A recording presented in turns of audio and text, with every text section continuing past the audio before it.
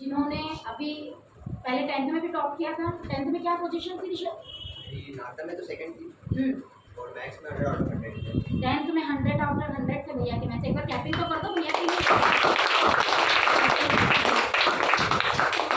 12th class का result आया तो उसमें भी मैथ्स मेरे 98 आउट ऑफ 100 है।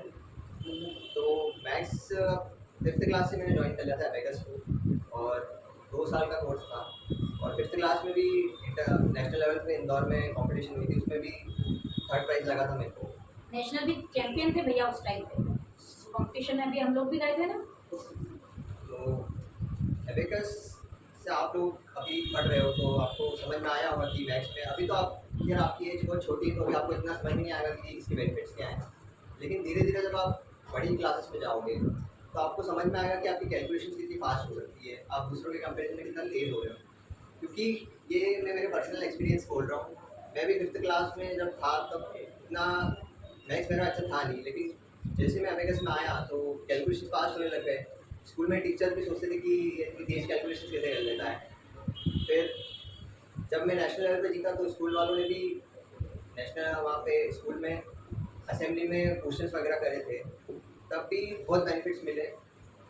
तो एबेकस से आप जो भी सीख रहे हो वो आपको आने वाले समय में बहुत काम देगा। मैं अभी 12th पास हो गया हूँ और मेरे को 12th में भी आज भी हेल्प मिलती है एबेकस से। वो बात अलग है कि वो टाइम के साथ अगर आप प्रैक्टिस नहीं करते हो तो चीज़ें डाउन हो जाती है, लेकिन अगर आप प्रैक्टिस रखो तो ये आपको आने वाले समय में बहुत बेनिफिट देगा। और बाकी अभी हम पे बहुत अच्छा कंटेंट है।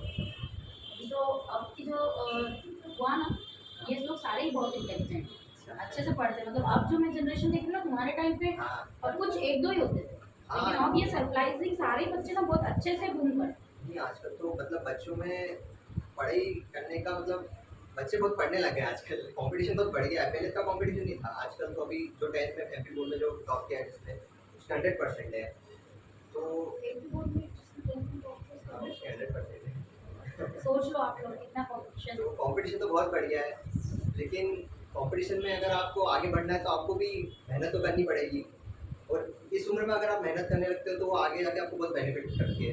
जिसकी आप आगे जाके डॉक्टर, इंजीनियर, सीए इन्हीं फील्ड में जाना है सबको। और इन फील्ड में मेहनत तो हमेशा लगती है। अभी मैं भी 2 साल से जेई की तैयारी कर रहा था, तो जेई की में आपको 10-10, 12-12 घंटे रोज़ पढ़ना पड़ता है। तो अगर वो आदत ऐसा नहीं कि आप अभी से 10-10, 12-12 घंटे पढ़ने लग जाओ, लेकिन अगर आप मेहनत करने की आदत अभी से डाल दोगे ना तो वो आपको आगे जाके बहुत बेनिफिट करेगी। एबेकस में भी ऐसा ही है। अगर आप एबेकस की प्रैक्टिस रोज़ करते हो तो आपको एक हैबिट हो जाती है मेहनत करने की। तो आप सबको एबेकस और मैथ्स में इंटरेस्ट तो होगा ही, आ रहे हो तो है इंटरेस्ट सबको। हाँ तो कंटिन्यू रखना और प्रैक्टिस करते रहना। अगर आपका ग्रेजुएशन भी हो जाए, अभी तो सब मतलब नॉर्मल भी नहीं होगा ना, अभी 8 तक तो कोई भी नहीं है। तो आपका जब भी पहले ग्रेजुएशन होता है, फिर पोस्ट ग्रेजुएशन होता है, उसके होने के बाद आपको इसको प्रैक्टिस में रखना चाहिए।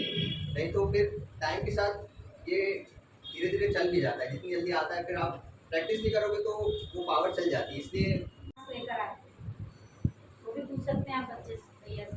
और कौन बोल रहा था कि हम अबेकस के भी क्वेश्चन पूछ सकते हैं, तो भैया बोले कि वो भी पूछ सकते हैं। पूछिए, आप डेफिनेटली पूछिए, क्योंकि आपके सामने लाइव एग्जाम्पल है। आप लोग को पता है ये बहुत बड़ी अपॉर्चुनिटी है कि इतने हाई लेवल की जो अच्छे मार्क्स लेकर आए हैं दीदी भैया, वो आपसे मिल रहे हैं। मतलब तरस रहे होंगे लोग इनसे मिलने के लिए कि इनका इंटरव्यू लें या इनसे मिलें, और आपको बहुत ईजी गोइंग मिले, तो ये आपके लिए बहुत अच्छी बात है। आप चाहें तो पूछ सकते हैं। ये वाले क्वेश्चन में आप और पढ़ाई से रिलेटेड क्वेश्चन पूछिए कि आपने पढ़ाई कैसे की, आपने पढ़ाई कैसे की, आप ये सारी चीजें पूछ सकते हैं। अच्छा, आपको भी कौन से वॉल्यूम में है?